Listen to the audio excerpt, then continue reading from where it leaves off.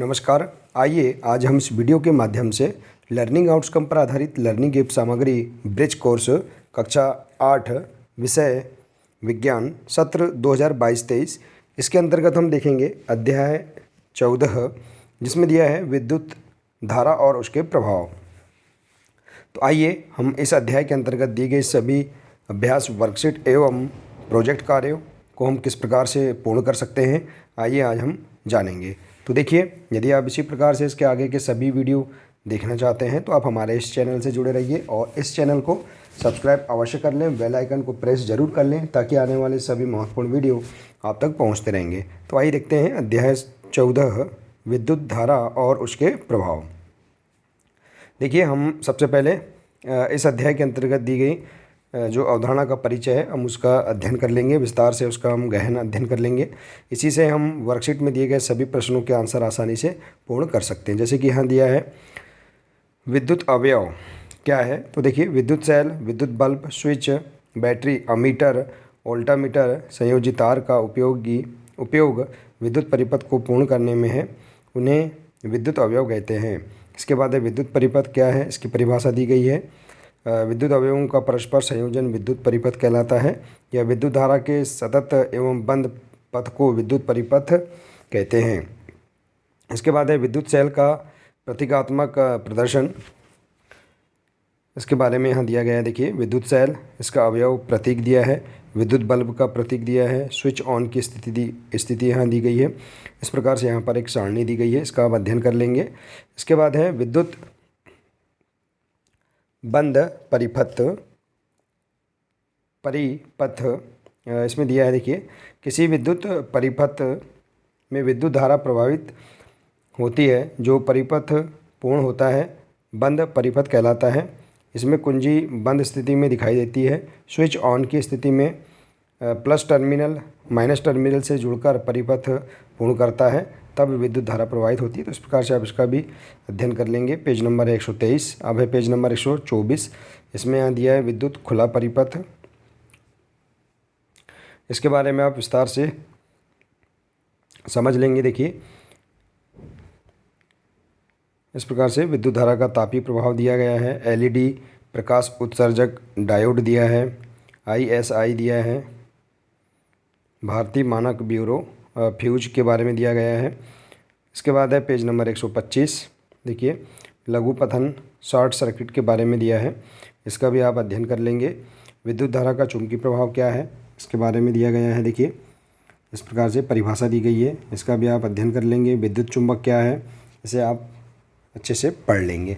अब आइए, इसके बाद हम संपूर्ण अध्ययन करने के बाद इसमें दी गई जो अभ्यास वर्कशीट है इसका हल हम इस प्रकार से कंप्लीट कर सकते हैं। देखिए, पहला प्रश्न दिया है विद्युत चालक एवं विद्युत रोधी पदार्थों को उदाहरण सहित स्पष्ट कीजिए। तो देखिए, इसका आंसर आप इन सभी प्रश्नों के आंसर आप ऊपर दी गई अवधारणा के परिचय से आसानी से लिख सकते हैं। तो इसका आंसर है विद्युत चालक वे पदार्थ हैं जो अपने में से विद्युत धारा को प्रभावित होने देते हैं, विद्युत चालक कहलाते हैं, जैसे लोहा, तांबा, मानव शरीर, चांदी, एल्यूमिनियम इत्यादि।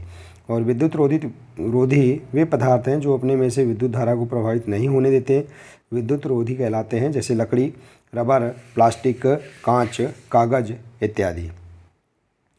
इसके बाद देखिए, अगला प्रश्न है विद्युत आवेश से क्या अभिप्राय है, इनकी सहायता से विद्युत परिपथ को परिभाषित कीजिए। तो विद्युत आवेश की परिभाषा है जब कोई भी पदार्थ अपने सामान्य व्यवहार से अलग व्यवहार प्रदर्शित करने लग जाता है, अर्थात उसके कारण विद्युत क्षेत्र तथा चुंबकीय क्षेत्र उत्पन्न होने लगता है, पदार्थ के इस गुण को विद्युत आवेश कहते हैं। विद्युत परिपथ का अर्थ है विद्युत धारा के सतत और बंद पथ को विद्युत परिपथ कहते हैं। तो इस प्रकार से आप यहाँ पर इस प्रश्न का आंसर लिख सकते हैं। इसके बाद है पेज नंबर 126। इसमें दिया है प्रश्न तीसरा, विद्युत सेल में कितने टर्मिनल होते हैं, इन्हें प्रतीकात्मक रूप से कैसे प्रदर्शित करते हैं। तो विद्युत सेल के 2 टर्मिनल होते हैं, एक धन टर्मिनल और एक ऋण टर्मिनल। देखिए, इस प्रकार से। इसके बाद है अगला प्रश्न, अपने आसपास उपयोग किए जाने वाले ऐसे उपकरणों की सूची बनाइए जो विद्युत सेल से चलते हैं। तो विद्युत सेल का उपयोग विद्युत स्रोत के रूप में अलार्म घड़ी, कलाई घड़ी, रेडियो, कैमरा तथा अन्य युक्ति में किया जाता है। इसके बाद अगला प्रश्न है, विद्युत सेल को विद्युत कैसे प्राप्त होती है? तो विद्युत सेल को विद्युत धारा से प्राप्त होती है। इसके बाद अगला प्रश्न है, विद्युत सेल का विद्युत बैटरी की तरह उपयोग करने के लिए कौन सी युक्ति उपयोग में लाई जाती है? तो इसका आंसर है, एक से अधिक विद्युत सेलों को क्षमता बढ़ाने के लिए आपस में प्लस टर्मिनल एवं माइनस टर्मिनल के क्रम में जोड़कर बैटरी में बदला जा सकता है। तो इस प्रकार से आप इसका आंसर लिख सकते हैं। इसके बाद देखिए अगला प्रश्न है 7वां, विद्युत परिपथ में धारा प्रवाह की दिशा किस ओर से शुरू होती है? तो इसका आंसर है, विद्युत परिपथ में धारा प्रवाह की दिशा उच्च विभव अर्थात धन ध्रुव से शुरू होती है। इसके बाद अगला प्रश्न, घरों में उपयोग किए जाने वाले विद्युत उपकरणों के तार पर प्लास्टिक का आवरण क्यों चढ़ाया जाता है? तो इसका आंसर है, बिजली की तारें तांबे या एल्यूमिनियम जैसे विद्युत सुचालकों से बनाई जाती हैं, परंतु इन पर पीवीसी या रबड़ जैसी सामग्री की परत इसलिए चढ़ाई जाती है ताकि विद्युत शॉक ना हो सके, क्योंकि पीवीसी या रबड़ विद्युत की कुचालक होती है। इसके बाद है अगला, देखिए पेज नंबर 127, इसमें दिया है अभ्यास वर्कशीट क्रमांक 2, दिया है बिजली का काम करने वाले व्यक्ति अपने हाथों में रबर के दस्ताने क्यों पहनते हैं? तो देखिए इसका आंसर, क्योंकि रबर विद्युत का कुचालक होते हैं और इससे उन्हें बिजली के झटके नहीं लगते हैं। तो इस प्रकार से आप इसका आंसर लिख सकते हैं। इसके बाद अगला प्रश्न, विद्युत धारा के बंद परिपथ का चित्र बनाकर स्पष्ट कीजिए। तो आप चित्र बना सकते हैं विद्युत धारा के बंद परिपथ का और इसको स्पष्ट कर सकते हैं। किसी विद्युत परिपथ में विद्युत धारा प्रवाहित होती है जो परिपथ पूर्ण होता है, बंद परिपथ कहलाता है। इसमें कुंजी बंद स्थिति में दिखाई देती है। स्विच ऑन की स्थिति में प्लस टर्मिनल माइनस टर्मिनल से जुड़कर परिपथ पूर्ण करता है, तब विद्युत धारा प्रवाहित होती है। इसके बाद अगला है, परिपथ में विद्युत धारा प्रवाहित नहीं होती उसका चित्र एवं परिभाषा बताइए। तो जिस परिपथ में विद्युत धारा प्रवाहित नहीं होती है जो अपूर्ण होता है और खुला परिपथ कहलाता है। तो इस प्रकार से आप इसका आंसर लिख सकते हैं। इसके बाद अगला प्रश्न है, विद्युत धारा के तापीय प्रभाव से क्या अभिप्राय है? ऐसे उपकरणों के नाम लिखिए जहां विद्युत धारा के तापीय प्रभाव का उपयोग किया जाता है। तो इसका आंसर देखिए, जब किसी तार से कोई विद्युत धारा प्रवाहित की जाती है तो वह तप्त हो जाता है, इसे विद्युत धारा का तापीय प्रभाव कहते हैं। इसके अंतर्गत हम देखेंगे विद्युत धारा के तापीय प्रभाव का उपयोग, कमरों को गर्म करने वाले तापक यानी रूम हीटर, विद्युत इस्त्री प्रेस, हेयर ड्रायर, गीजर और विद्युत केतली और माइक्रोवेव। तो इस प्रकार से आप इसके उपयोग भी बता सकते हैं। इसके बाद अगला प्रश्न है, विद्युत धारा का चुंबकीय प्रभाव उदाहरण देकर सचित्र स्पष्ट कीजिए। तो इसका आंसर देखिए, किसी सुचालक तार से विद्युत धारा प्रवाहित होती है तो वह चुंबक की भांति व्यवहार करने लगता है, इसे विद्युत धारा का चुंबकीय प्रभाव कहते हैं और इसका आप चित्र भी बना सकते हैं। इसके बाद है पेज नंबर 128, देखिए इसके आगे और लिख सकते हैं, जब विद्युत धारा प्रवाहित करना बंद कर देते हैं तो वस्तु चुंबकीय प्रभाव बंद कर देती है। तो इस प्रकार से आप प्रश्न 5वां का आंसर लिख सकते हैं। इसके बाद है प्रश्न 6वां, विद्युत फ्यूज बनाने में विशेष पदार्थ के तार का उपयोग क्यों किया जाता है? यह हमारे विद्युत उपकरणों के लिए क्यों लाभकारी है? तो इसका आंसर है, फ्यूज किसी विशेष पदार्थ के बने तारों का बना उपकरण है जो विद्युत परिपथ से जुड़ा रहता है। विद्युत उपकरणों में क्षमता से अधिक विद्युत धारा प्रवाहित होने पर यह तार पिघल जाता है और विद्युत परिपथ टूट जाता है, महंगे विद्युत उपकरण की सुरक्षा हो जाती है। तो इस प्रकार से आप इसका आंसर बता सकते हैं। इसके बाद है, लघु पथन या शॉर्ट सर्किट को समझाइए। तो इसका आंसर है, जब किसी कारण से फेज या न्यूट्रल आपस में सीधे ही जुड़ जाते हैं तो इस परिपथ का लघु पथन कहते हैं। लघु पथन में होने पर परिपथ में अत्यधिक विद्युत धारा बहती है, जिससे घर के उपकरण गर्म होकर आग पकड़ सकते हैं और जल सकते हैं। इसके बाद अगला, दर्शाए गए विद्युत परिपथ में यदि बल्ब का तंतु टूट जाए तो बल्ब दीप्त होगा या नहीं, कारण बताइए। तो दर्शाए गए विद्युत परिपथ में यदि बल्ब का तंतु टूट जाए तो बल्ब दीप्त नहीं होगा, क्योंकि विद्युत धारा प्रवाहित होना बंद हो जाएगी और विद्युत परिपथ अपूर्ण हो जाएगा। इसके बाद है अगला, घरों में एलईडी बल्ब का उपयोग करना क्यों समझदारी है, स्पष्ट कीजिए। तो देखिए इसका आंसर, एलईडी बल्ब हर तापमान पर काम करता है, कम बिजली खर्च होती है, एलईडी लाइट यूवी का उत्सर्जन नहीं करता, एलईडी लाइट से पर्यावरण की दृष्टि से सुरक्षित है और कम वोल्टेज पर कार्य करता है। तो इस प्रकार से आप इसका आंसर लिख सकते हैं। इसके बाद है पेज नंबर देखिए 129, निम्न के पूर्ण नाम लिखिए। ISI, तो इसका पूरा नाम है इंडियन स्टैंडर्ड इंस्टीट्यूट। इसके बाद है एलईडी, इसका पूरा नाम है लाइट इमिटिंग डायोड। और इसके बाद है MCBS, तो इसका है मिनिएचर सर्किट ब्रेकर। इस प्रकार से आप इनके नाम लिख सकते हैं। इसके बाद है प्रोजेक्ट कार्य। प्रश्न है, एक समान दूरी तय करने पर निम्नलिखित यातायात के साधनों द्वारा ऊर्जा की खपत, ऊर्जा पर होने वाले व्यय एवं इनसे उत्पन्न होने वाले गैस उत्सर्जन का विश्लेषण यहाँ दिया गया है। देखिए सारणी में विवरण, इकाई electric car, petrol car, diesel car और CNG कार। देखिए दूरी दिया गया है और इस प्रकार से यहाँ पर गैस उत्सर्जन का विश्लेषण दिया गया है। देखिए जैसे कुछ यहाँ दिया गया है, उदाहरण स्वरूप बताया गया है। विवरण, दूरी, अनुमानित ऊर्जा की खपत, लागत, कुल लागत, अनुमानित गैसीय उत्सर्जन। इसके बाद दिया यहाँ देखिए, उपयुक्त में से सबसे अधिक एवं कम लागत वाली यात्रा किस यातायात के साधन द्वारा संभव है। तो सबसे अधिक लागत वाली यातायात साधन है पेट्रोल कार और सबसे कम लागत वाला यातायात साधन है इलेक्ट्रॉनिक कार। इसके बाद है अगला, उपयुक्त में से सबसे कम एवं सबसे अधिक गैस उत्सर्जन किस यातायात के साधन द्वारा हो रहा है। तो सबसे अधिक गैस उत्सर्जन वाला यातायात साधन है डीजल कार और सबसे कम गैस उत्सर्जन वाला यातायात साधन है इलेक्ट्रॉनिक कार। इसके बाद अगला, वायु प्रदूषण को कम करने के लिए आप क्या उपाय अपनाएंगे। तो इसके लिए उपाय हैं CNG LPG आदि जैसे स्वच्छ गैसीय ईंधन का उपयोग करेंगे, पेट्रोल में एथेनॉल की मात्रा बढ़ाना और वाहनों में ईंधन से निकलने वाले धुएं पर नियंत्रण। इसके बाद है अगला है पेज नंबर 130, इसमें दिया है प्रश्न चौथा, उपयुक्त में से पर्यावरण में वायु प्रदूषण आधारित समस्या किस यातायात के साधन द्वारा हो रही है। इसे आरोही क्रम में लिखें।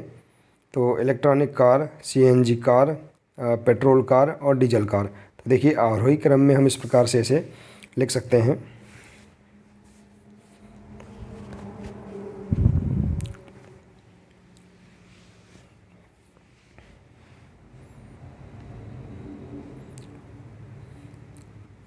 बढ़ते हुए क्रम में लिखेंगे, आरोही क्रम अर्थात बढ़ता हुआ क्रम। तो यहाँ देखिए यहाँ चिन्ह जो है इस प्रकार से थोड़ा इसको आप विपरीत कर देंगे।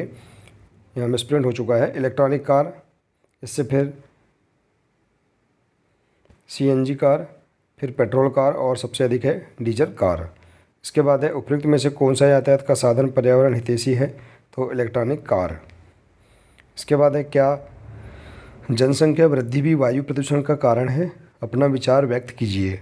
तो इसका आंसर है हाँ, वायु प्रदूषण का मुख्य कारण जनसंख्या वृद्धि भी है।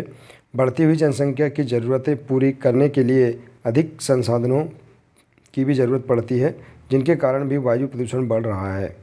इसके बाद अगला है, अपने माता पिता या बड़े भाई बहन की सहायता से पिछले साल के ऊर्जा बिलों को इकट्ठा करें और माहवार बिलों के आंकड़े को तालिका में भरें एवं विश्लेषण करें।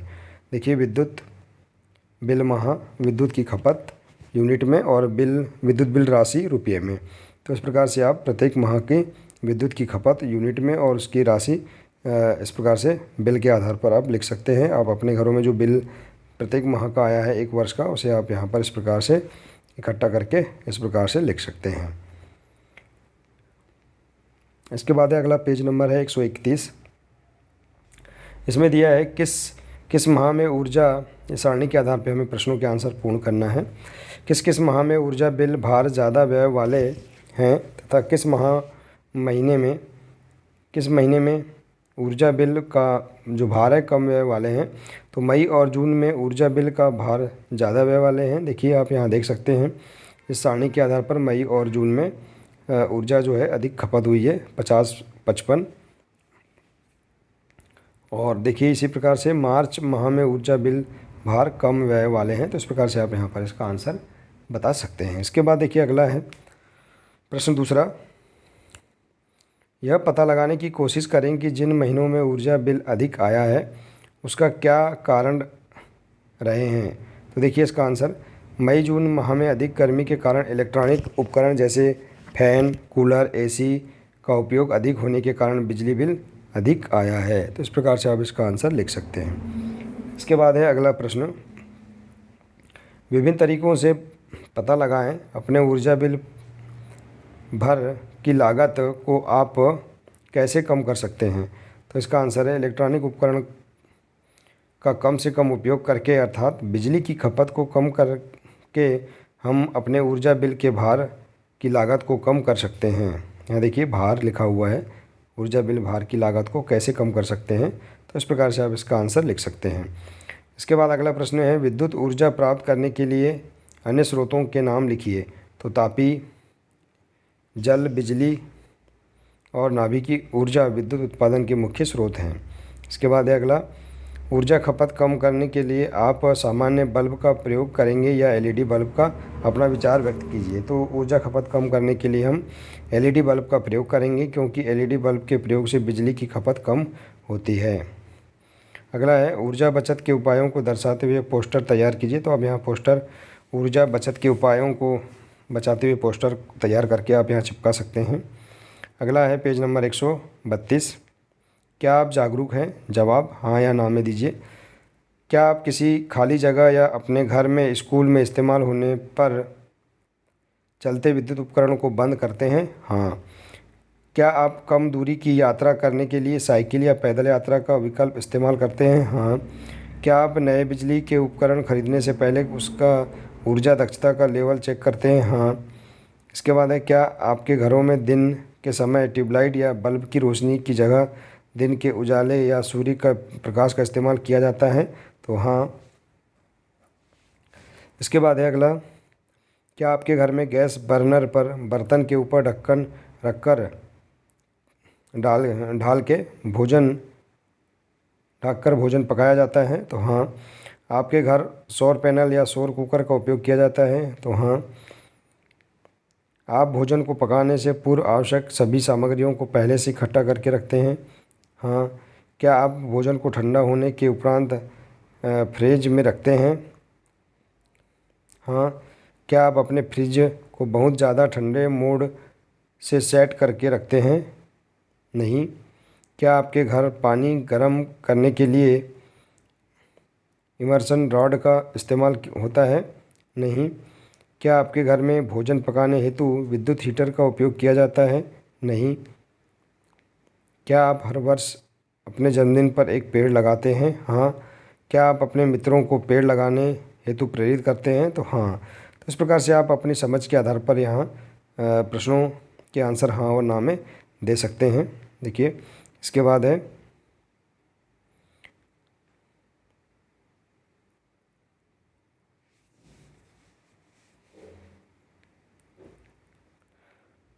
इसके बाद है अगला पेज नंबर 133। इसमें दिया है स्व आकलन, रिक्त स्थानों की पूर्ति कीजिए। विद्युत सेल के खालिस्तान टर्मिनल को लंबी एवं पतली रेखा द्वारा एवं ऋणात्मक टर्मिनल को मोटी और छोटी रेखा द्वारा निरूपित करते हैं। तो विद्युत सेल के धनात्मक टर्मिनल को। इसके बाद अगला, हमें खालिस्तान चिन्हित विद्युत उपकरण की ही सदैव उपयोग करना चाहिए। तो ISI। इसके बाद है, खालिस्तान में दो या अधिक खालिस्तान के संयोजन को विद्युत बैटरी कहते हैं। तो विद्युत सेलों के संयोजन को विद्युत बैटरी कहते हैं। लकड़ी, रबर एवं प्लास्टिक विद्युत के खालिस्तान पदार्थ हैं, तो कुचालक हैं। विद्युत परिपथ में स्विच ऑन की अवस्था में खालिस्तान प्रवाहित होती है, तो विद्युत धारा प्रवाहित होती है। तो इस प्रकार से आप यहाँ पर रिक्त स्थानों की पूर्ति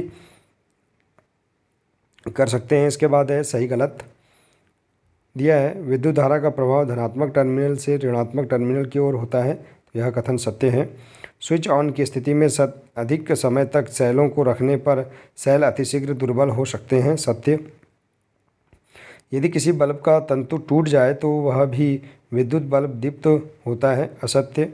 एलईडी बल्ब प्रकाश के साथ उत्पन्न करते हैं, एलईडी बल्ब प्रकाश के साथ उत्पन्न करते हैं, सत्य। और विद्युत फ्यूज विद्युत उपकरण की दुर्घटना से रक्षा करते हैं, तो यह भी सत्य है। तो इस प्रकार से आप यहाँ पर सत्य और असत्य बता सकते हैं। इसके बाद है सही जोड़ी बनाइए।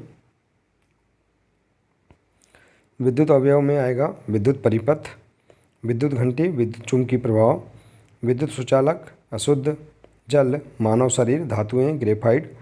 और विद्युत बल्ब में एडिशन और विद्युत सेल हैं, 2 टर्मिनल धनात्मक एवं ऋणात्मक। तो इस प्रकार से आप सही जोड़ी बना सकते हैं। इसके बाद है अगला, हमें अपने घरों में एक ही सॉकेट में एक से अधिक उपकरणों को लगातार उपयोग क्यों नहीं करना चाहिए। तो इसका आंसर है, घरों में एक ही सॉकेट में एक से अधिक उपकरणों को लगातार उपयोग करने से करंट लगने का खतरा हो सकता है, इसलिए एक से अधिक उपकरणों को लगातार उपयोग नहीं करना चाहिए। इसके बाद है अगला पेज नंबर 134। इसमें दिया है चित्र 14.23 में दर्शाए गए परिपथ में बल्ब दीप्त नहीं हो पा रहा है। आप इसका कारण पता लगाइए एवं परिपथ में आवश्यक परिवर्तन कीजिए जिससे बल्ब दीप्त हो जाए। तो आप यहाँ पर चित्र को देख सकते हैं 14.23, उसको देख सकते हैं। उसके आधार पर आप इसका आंसर इस प्रकार से दे सकते हैं। परिपथ में बल्ब को प्रदीप्त करने के लिए एक सेल के धन टर्मिनल को दूसरे सेल के ऋण टर्मिनल के साथ जोड़ा जाना चाहिए, अर्थात हमें minus plus plus minus terminal की जगह माइनस प्लस टर्मिनल का उपयोग करना चाहिए। इसके बाद देखिए इस प्रकार से यहाँ पर आप पेज नंबर 134 तक सभी प्रश्नों के आंसर आप आसानी से पूर्ण कर सकते हैं। देखिए, आशा है कि आपको इस अध्याय के अंतर्गत दिए गए सभी प्रश्नों के आंसर समझ में आ गए होंगे। यदि आप इसी प्रकार से इसके आगे के सभी विषयों के वीडियो देखना चाहते हैं तो आप हमारे इस चैनल से जुड़े रहिए और YouTube में सर्च कर सकते हैं गौतम नवाचार, जिसके माध्यम से आपको सभी विषय के अन्य वीडियो भी आपको प्राप्त हो जाएंगे। मिलते हैं इसी प्रकार से नेक्स्ट वीडियो में। नमस्कार।